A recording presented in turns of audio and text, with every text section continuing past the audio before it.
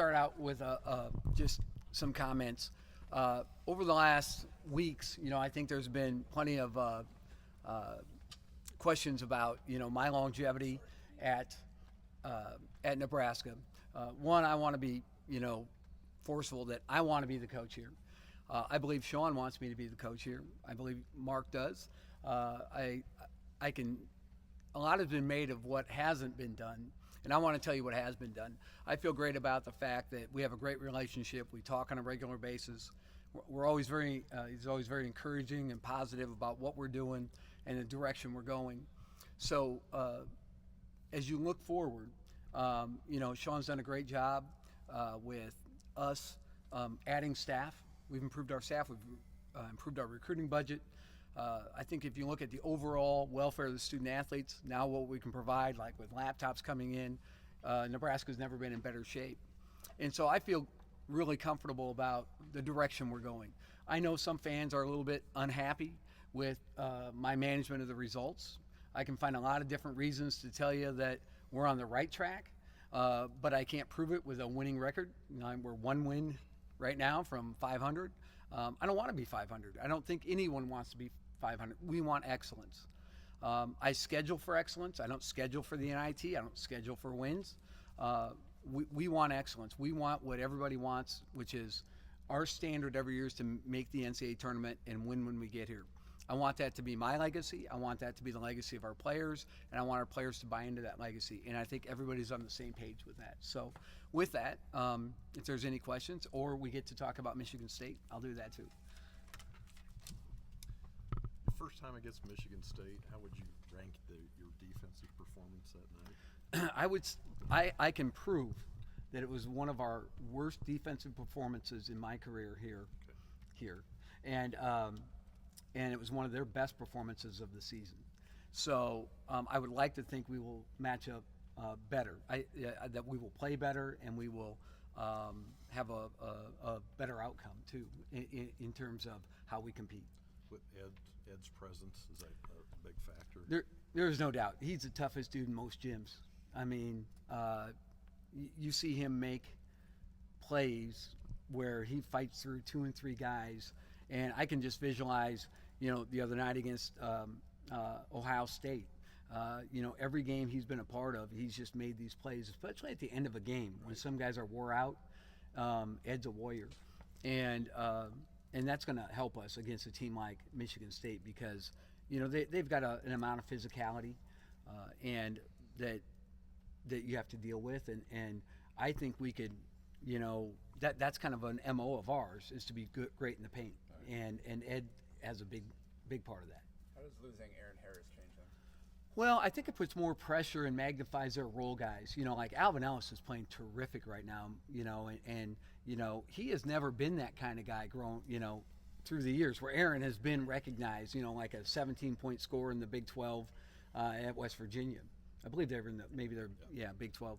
And so he came in with, a whole bunch of things. And Alvin Elvis has now developed, and he's playing, like his hair's on fire, which is good, not a bad thing. And so I think that eases some of the loss. But it certainly magnifies the importance of a guy like Matt McQuaid and some of these other guys that are coming off the bench that they might need to help scoring, because when Ellis is going, and then you got a guy like Aaron Harris, and then you got Bridges, and then you got Ward inside, and then Cassius Winston is delivering the ball on time, on target everywhere. That's a pretty nice group, and that's a group they thought they were going to have, right? Plus maybe even a guy here or there. So it hurts them, and it magnifies, I think, those role guys. I don't think that, if you can get Ellis under control and maybe Cassius under control, now maybe, you put a lot of pressure on those guys who come off the bench. How do you match up with Bridges? Not well. Yeah. Yeah, not well, like the rest of the league. As I look at Bridges, he is a terrific shooter. He's a terrific athlete. He can get you in transition. He can make threes. He can put it on the floor. And he almost plays like a wing, like a guard. And so I can see why his ceiling's so high and why he should be in the NBA next year.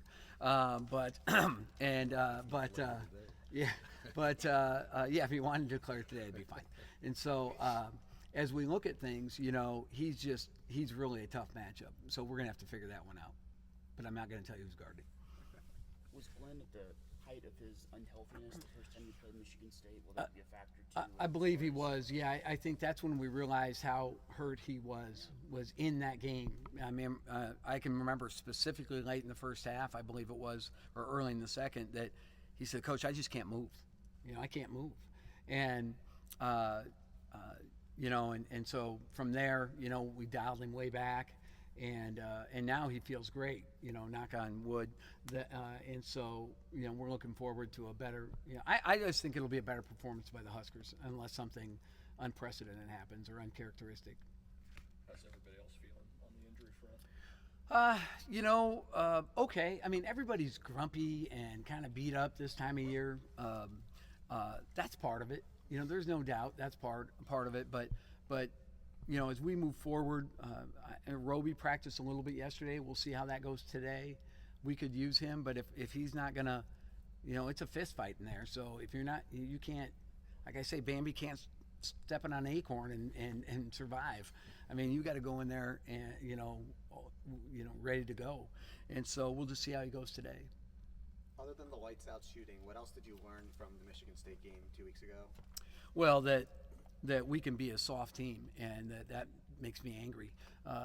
And what I mean by soft is, if you come out and you don't play with incredible urgency or physicality, if you don't play tough on the ball, if you don't run your stuff with great pace, a team like Michigan State will come into your home and embarrass you. And that's something we wanted to make a bigger deal to our guys, to have a better home court advantage. And we haven't to my liking. I mean, we've lost some tough ones, a couple real close ones, and we've won some close ones. But at the same time, our road record is the same as our home record. Now, that's fine if you're winning big time at home, but, that's not, we need to be better at home in our league. Jordy Shumanga kind of got off to a quick start against Michigan State there a couple weeks ago. Kind of had an off game against Ohio State. What are you looking for Jordy to do against MSU Thursday? That's not uncommon for a true freshman, to play tough on the road, especially against a guy like Trevor Thompson, who's getting tutelage from Greg Oden, who was one of college's best players when he was in college. And so I think there's a lot that he can do. I think that Nick Ward's a good matchup for him. He loves a big body that he can lean on a little bit and doesn't have to worry about going out and worrying about the pick and pop and the threes and all that fun stuff. So I think as we look at things that, this will be a fun matchup and we can get Jordy going, and we're going to try and do some other things to get him going right away too. I think that's always important, that you have to establish yourself inside. We don't do it all the time because we run a lot of screen and roll and we've got strong guards, but that's something that I think you have to have in your arsenal. And Jordy can do that, so we're excited about it. How important is a guy like Jack, especially with the way he's played these last couple of weeks and the way he's played in the past against Michigan State? Well, it's just, I think, as a coach, you're super proud of a kid that, came out with a role. I'm a starter, I'm a this, I'm a that. And that disappeared, right? And he kind of earned that, he earned that part, and so you have to earn your playing, time, you have to earn your way, but he never, like we talked to him, Jack, how are you? He goes, Coach, I want this legacy to be, a team that wins in the NCAA tournament. I'm committed any way I can help the team.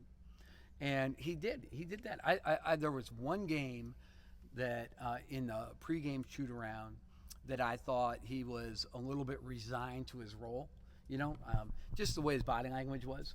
And I called him on it, and he's like, you know what, you're right. He took accountability. Personal accountability is an amazing thing. And, he said, I'm going to get better. And shortly thereafter, he started playing more and playing better and playing more and playing better. And so it's great to see a kid, find himself that way, stay with it, because that's the resolve and that's the mental attitude we want all of our guys to have. Anything else for Coach? Who we got coming in now? Jack. Wow. And I think he said I'm the best coach he's ever had. I'll ask him that.